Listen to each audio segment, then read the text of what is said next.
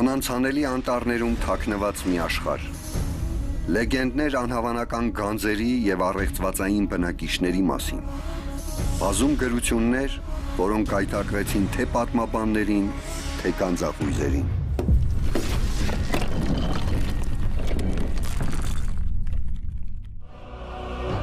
Խաչեն վիմագրերով, հուշարձաններով հարուստ եւ գաղտնիքներով լի պատմական մի վայր։ Փորձենք բացահայտել այդ գաղտնիքներից մի քանիսը։ Ուղևորվենք մի գյուղ, որը գտնվում է հենց Խաչենի սրտում։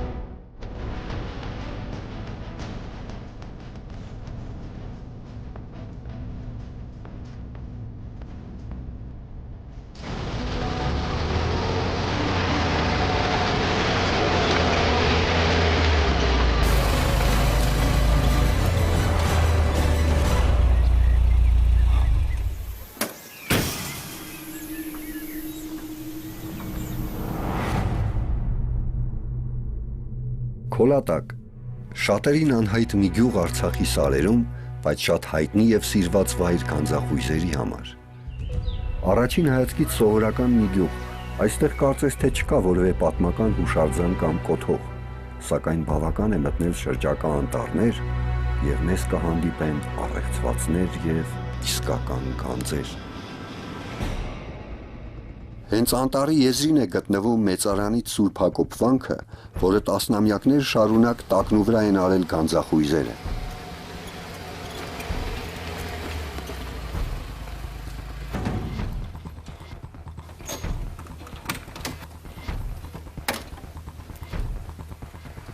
Այս կամարից այն կողմ մեզ սպասում է մի համալիր, որի մասին պատմիչները կարծես թե միտումնավոր լռել են։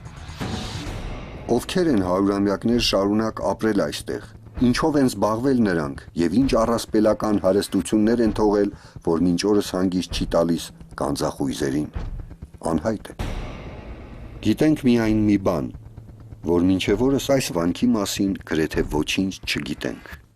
Ոմանք մտածում են, որ այս վանքի արձանագրությունները եւ գաղտնանշանները կարող են մեծ գաղտնիքներ բացահայտել։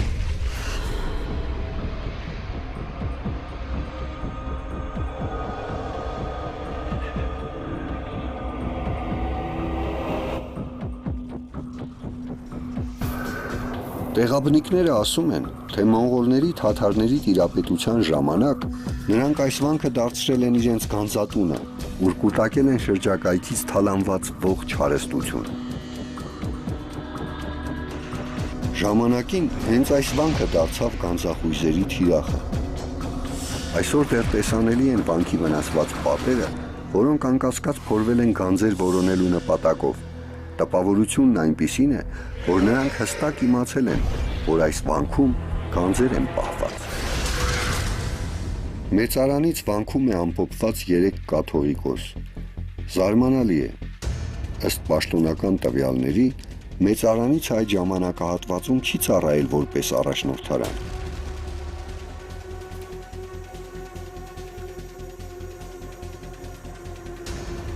Այս կառույցը շատ արխայիկ է։ Բնորոշ չէ 7-ից 8-րդ դարերին։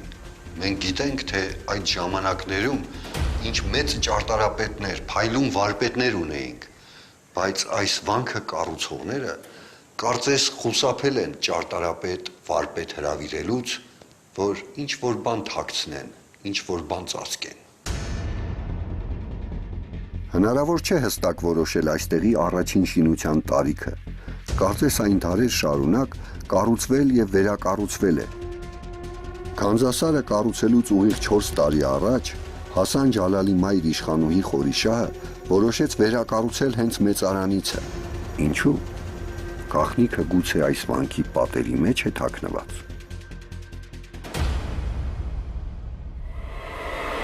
Այստեղ խորանը անսովոր բարձր է,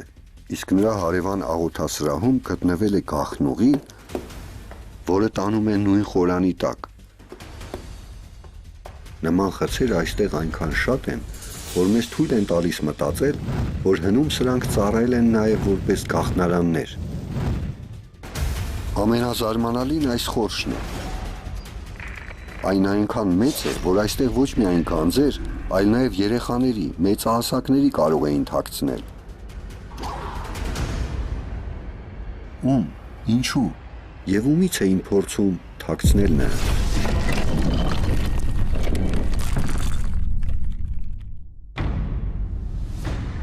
Մեծարանից վանքում անսովոր շատ են գաղտնարաններն ու թաքստոցները։ Միայն ես գտա 10-ից ավելի մեծ ու փոքր թաքստոց։ Կարծես այս համալիրը յուրատեսակ գաղտնարան լինի։ Ի վերջո, ինչ առաքելություն ուներ այստեղի հոգևոր եղբայրությունը։ Նրանք ինչ էին փորձում այդքան ջանասիրաբար թաքցնել։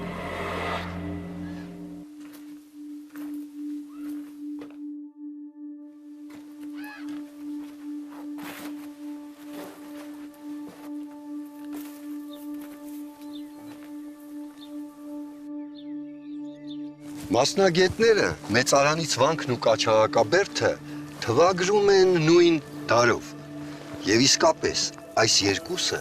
կարծես ստեղծվել են միմյանց պաշտպանելու, հսկելու համար։ Կարծում եմ,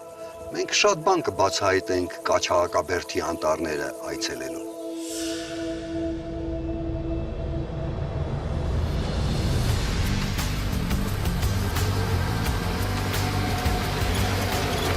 Կաչաղակաբերդի անտառներում բավականին հեշտ է կորելը։ Այս անտառները միայնակ մարդու համար չեն, իսկ մեքենայով այստեղ ամենուր հնարավոր չէ շրջել։ Այս տեղանքը բնությունը կարծես հատուկ ստեղծել է թաքստոց ծառայելու նպատակով։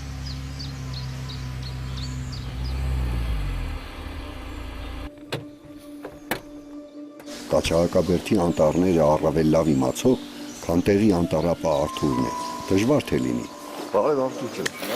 այս կողմն է, չէ՞։ Այս վերևում ասա, հեռու է։ Հենց նա էլ ինձ կուղեկցի Կաչաղակաբերդի գլխավոր սրբավայրեր։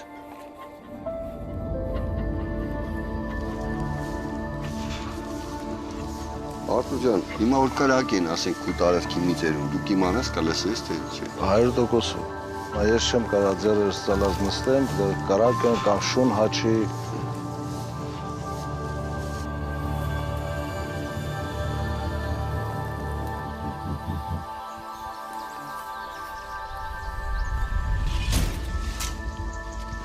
Վայրի գազանների թողած արահետներից բացի, այստեղ չկա ոչ մի ճանապարհ։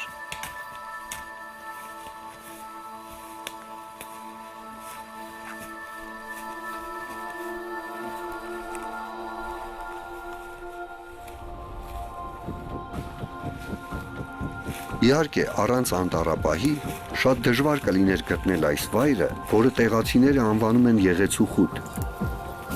Անանցանելի անտառի խորքում այն բացարձակ չի երևում։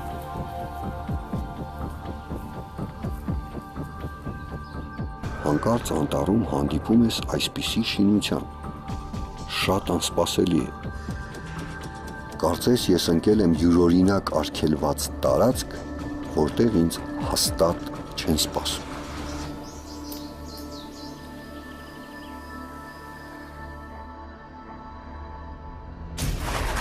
Ինչպես երևում է, այստեղ շատ վաղուց ոչ մոմ են վառել, ոչ էլ խունկ են ծխել։ Կասկածելի է, ընդհանրապես հին եկեղեցիները մշտապես ունեն այցելուներ։ Ներքին կառուցվածքը ինձ ինչ որտեղ հիշեցրեց մեծարանից վանքի շինություններից մեկը։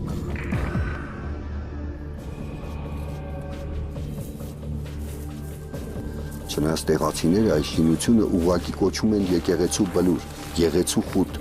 բայց ակնհայտ է,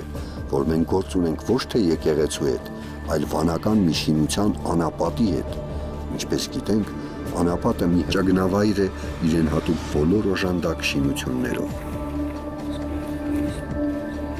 Այո, համալիրը թաքնված է անտառում, բայց զարմանալի է, այստեղից շատ պարզ երևում է մեծարանիցը և Քոլատակի ողջ ձորահովիտը։ Ավելին, այստեղից նույնիսկ լսվում են ողջ գյուղի և ձորակի ձայները։ Ինձ թվում է, որ այստեղի հոգևոր եղբայրությունը միայն աշխարհիկ կյանքից կտրվելու համար չի, որ ընտրել է այս վայրը։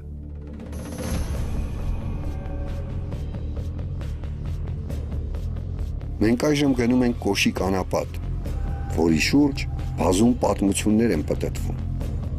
Ստեփան ջան, գյուղացի մարդ երազում տեսել է եկել աստեղ Կոշիկ անապատում գտել է ոսկին։ Դες բաներ եղել է։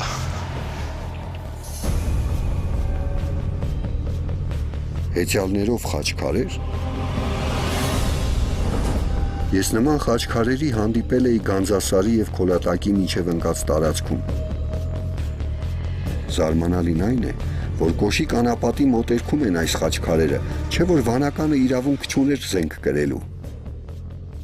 Այդ անտառների մեջ դուք շատ կհանդիպեք նման գերեզմանոցների, երբ կառուցվել է եւ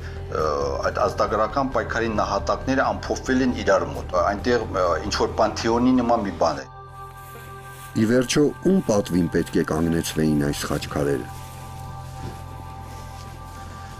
Դե Ստեփան ջան, ես էլ մեր Կոշիկ անապատը։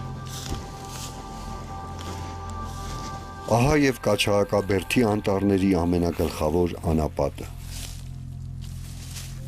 Սա մի ահռելի եւ խիստ պաշտպանված համալիր է եղել։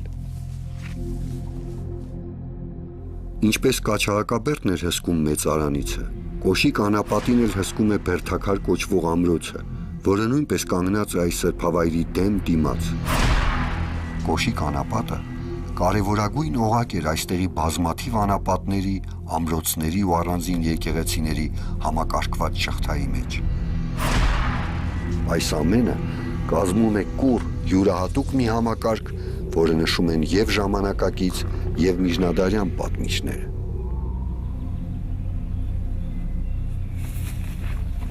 Դարեր շարունակ օտարի մուտքը այս տարածք ուղղակի անհնար էր։ Եվ այսօր էլ կարծես ինձ հսկում են այս լուռ ձիավորները։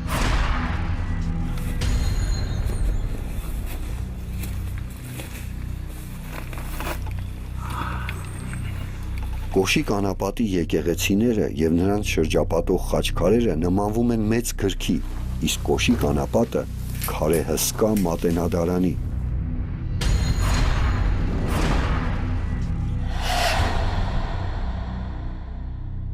Այստեղ շուրջ բոլորը միայն արձանագրություններ են։ Իդեպ, նրանց մի մասը Կոշիկ անապատին տրված անթիվ անհամար գանձերի մասին է։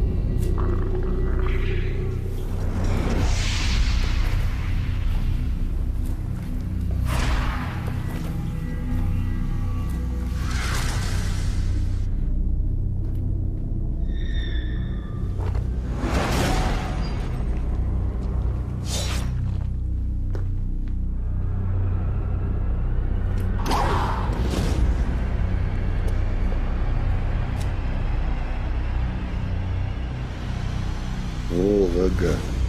հանուն այս ես պրոշ որդի իշխան նինվա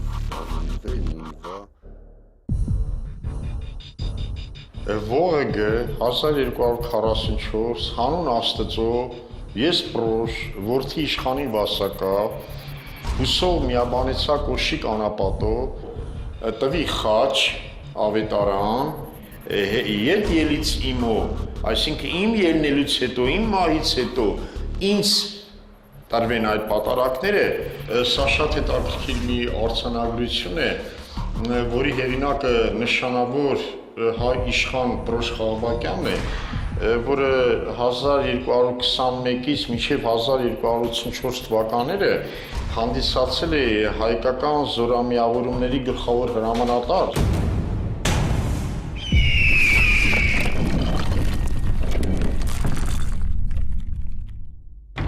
Շատ անսպասելի էր Կաչաղակաբերդի անտառներում հանդիպել Պրոշ Խաղաղբակյանի թողած արձանագրությանը։ Այն նույն Պրոշ իշխանի, ով Գլաձորի համալսարանի հիմնադիրն էր, Գեղարդավանքի և Վայոց ձորի մեծ իշխանը,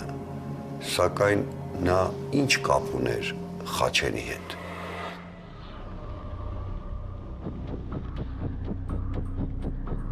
Կոշիկ անապատի տարածքում եւ Հավապտուկ վանքի տարածքում նրանից ես Գորգառնակարի մոտում այդ հատվածում ես իհայտ եմ բերել դրա խաչքարը ԹՈԽԳ, այսինքն 1104 թվականի Խաշկար խաղբակ։ Տոհմական գերեզմանոցի արկայությունը Կոշիկ անապատի տարածքում, նրանց շարավիղների ուրեմն ամփոփումը խոսում է ամպասին, որ խաղբակյան իշխանների կենտրոնատեղին եղել է այս վայրում։ Իհարկե Պորոշյան իշխանական տունը ցակումու փաստորեն Խաչինից է կատարած քաջագործությունների համար Զաքարիա իշխանը փաստորեն եւ Իվանեն նրանց կալվածներ տվեցին Վայոց ձորում սրկողունքը բոլորաբերդը այս հատվածը եւ նրանք մի մասը այդ տոհմի տեղափոխվեց փաստորեն Վայոց ձոր։ Տեղափոխվելով Վայոց ձոր, Պրոշ իշխանը հիմնեց Պրոշաբերդը։ Վայոց ձորում մինչև օրս պտտվում է այն առասպելը, որ նա իբրև թե Պրոշաբերդում է թաքցրել իր գանձերը եւ թողել է նշաններ, որոնց վերծանողը կբացահայտի գանձերի թաքստոցը։ Սակայն ինչ գանձի մասին է այդ առասպելը։ Հայ իշխան Պրոշ Խաղաբակյանը իր ռազմական ծառայություններով շատ մեծ տեղ է ունեցել մոնղոլական աշխարհակաղթության մեջ, մասնավորապես 1258 թվականին, երբ մոնղոլները գրավեցին արևելքի Մարգարիտը համարվող Բաղդադ քաղաքը, հենց դա կատարվեց Պրոշ իշխանի անմիջական մասնակցությամբ։ Հենց նա էր գլխավոր բանագնացը մոնղոլների եւ Բաղդադի սուլթանի միջև։ Պրոշն ու նրա հեծյալները հրաշքներ էին գործում մարտի դաշտում։ Այդ արյունալի ճակատամարտում հարուստ ավար ունեցան հաղթողները։ Պրոշ իշխանն էլ դատարկաձեռն չվերադարձավ Բաղդադից։ Նա մուսուլմանների եւ մոնղոլների ճիրաններից բառացիորեն փրկեց հարյուրավոր քրիստոնյաների եւ հրեաների, նրանց բերելով Եղեգիս։ Հենց այս դարով են թվագրվում Եղեգիսի հրեական գերեզմանատան առաջին տապանակարերը։ Նրանք վկայում են այն մասին, որ Պրոշի համար այդ մարդիկ ոչ ստրուկ էին, ոչ էլ գերի։ Ստրուկները սովորաբար տապանակար չեն ունենում։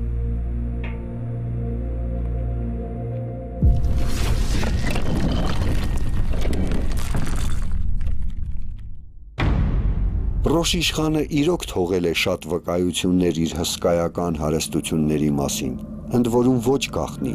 Գլաձորի համասարան, Գեղարդավան, Պրոշաբերդ, այդպիսի կոթողներ կառուցելու համար անհրաժեշտ էին հսկայական կարողություններ։ Սակայն զարմանալին դսեղում է, Մամիկոնյանների հոգևոր կենտրոն բարձրաքաշ վանքում կա մի արձանագրություն, ըստ որի զանգակատունը կառուցել է Պրոշ իշխանը։ Բայց ինչու պետք է Պրոշյան խաղբակյանները զանգակատուն կառուցեին մի համալիրում, որտեղ Մամիկոնյանների տոհմական գերեզմանատունն։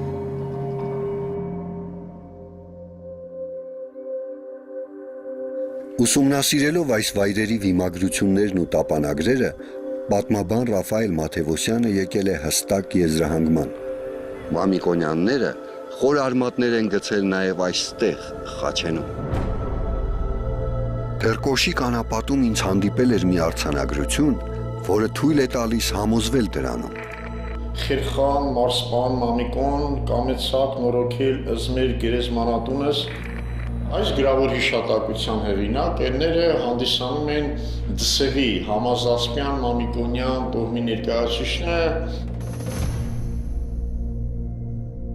Հետաքրքիր է, որ նրանք տոհմական գերեզմանատուն ունեին նաև Կոշիկ անապատում։ Այնինչ հայտնի է, որ տոհմական գերեզմանատները տեղ են գտնում միայն տոհմերի հայրենիքում։ Այս դեպքում ինչպես են Մամիկոնյանները հայտնվել Խաչենում։ Ռաֆիկ Մաթևոսյանը մի հոդված հրատարակեց Պրոշյանների ծագումնաբանության վերաբերյալ, ըստ պատմաբանի այդ նշանավոր տոհմը սերում է Մամիկոնյաններից։ Եղիշե պատմիչը գրում է, որ ավարայրի ճակատամարտից փրկվածները հանգրվանեցին Տայքում, Տմորիքում եւ Արցախում, բայց Եղիշեն չի նշում, թե Արցախի որ անկյունում ապաստանեցին փրկվածները։ Նրանք թեքվել են, հետ են դարձել, եկել են Արցախ եւ այլն, դա պատահական չէ։ Նրանք եկել են այն տարածքը, որտեղից իրեն գնացել էին պայքարելու։ Ինքը Վարդան Մամիկոնյանը որպես բնիկ ազնվորություն դա հայոց արևելից կողմերից է եղել։ Մենք չենք կարող փնտրել ուրիշ տեղ, մեկ կաս կարող ասել, գիտեք ինչա, Մամիկոնյանները լոռիում էսպես եւ այլն, բայց իրականում ըստ էս որտեղ նրանց նախապապերը գտնվել են հենց Արցախում, հենց Խաչեն իշխանության այսօրվա վարչական կենտրոնում։ Մենք համոզված ենք, որ Մամիկոնյանները պատասպարվեցին հենց Խաչենի անհասանելի անտառներում եւ բազմաթիվ մեծ ու փոքր թաքստոցներում։ Հայ ազնվականության մի մասի սերուցք այստեղ էր ապրում։ Ասենք այդ թում Խաղբակյան Պռոշյան իշխանական տունը, ասենք Սակարյանները, Գերրաքարցի իշխանական առանձին տուն գոյություններ, Հասան Ջալալյանները բնականաբար հայտնի այդ տունը, Դլենյաններ, Դսեմյաններ, այսինքն իշխանական տոհմեր են, որոնք ապրել են այս տարածաշրջանում։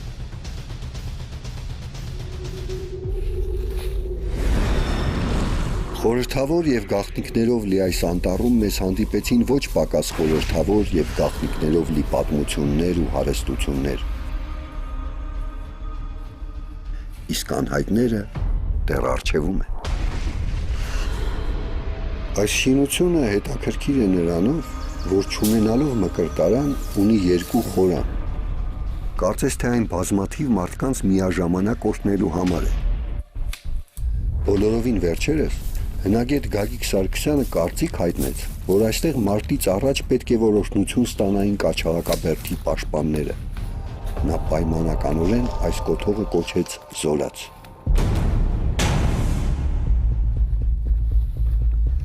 Կաչաղակաբերդը այս սարերի եւ ձորահովտի յուրօրինակ թագն է։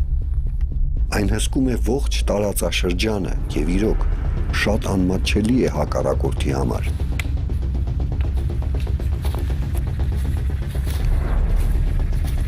Պատահական չէ, որ ոչ ոք եւ երբեք այս ամրոցը կենթանի չի հանձնել։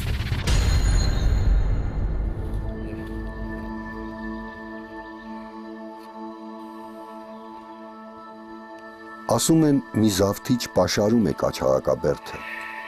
Բազմաթիվ գրոհներից հետո նա հրաժարվում է ամրոցը գրավելու մտքից։ Նահանջի պահին նա տեսնում է, որ բերդի գագաթին ամպի նման կաչաղակներ են շրջում։ Զավթիչը հասկանում է, որ բերդում մնացել են միայն մեռյալներ։ Բերդը պաշտպանող հայերը նախընտրեցին սովամահ լինել, բայց չհանձնվել։ Այդ օրվանից ամրոցը կոչվեց Կաչաղակաբերդ։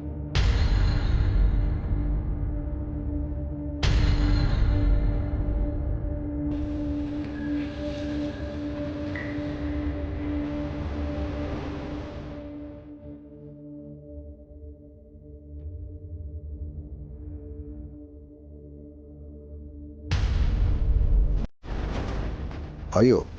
Կաչաղակաբերդից երևում է ողջ Խաչենը եւ ոչ մենը։ Կաչաղակաբերդը հսկում է մեծարանիցը։ Իսկ նրան շրջապատում են Բերդաքարը, Խոխանաբերդն ու Աղվեն ամրոցը։ Այո, մենք տեսնում ենք պաշտպանական մի կուռ շղթա։ Մի փոքրիկ հողակտոր, որտեղ խաչվում են շատ հռչակավոր տոհմեր։ Կարծես գտանք այն պատճառը, որի համար այս վայրը դարերով գաղտնի է պահվել եւ խնամքով պաշտպանվել։ Ինչը կարող էր լինել ավելի թանկ, քան տոհմերի վերջին ժառանգների կյանքը։ Պիտի որ հենց նրանց թաքցնեին մեծարանիցի հաստ պատերի մեջ եւ հավատի, պատվի դասեր տային Կոշիկ անապատում, Գեղեցիկ խութում ու Կաչաղակաբերդում, որ տոհմը, ազգը, հավատը շարունակվի։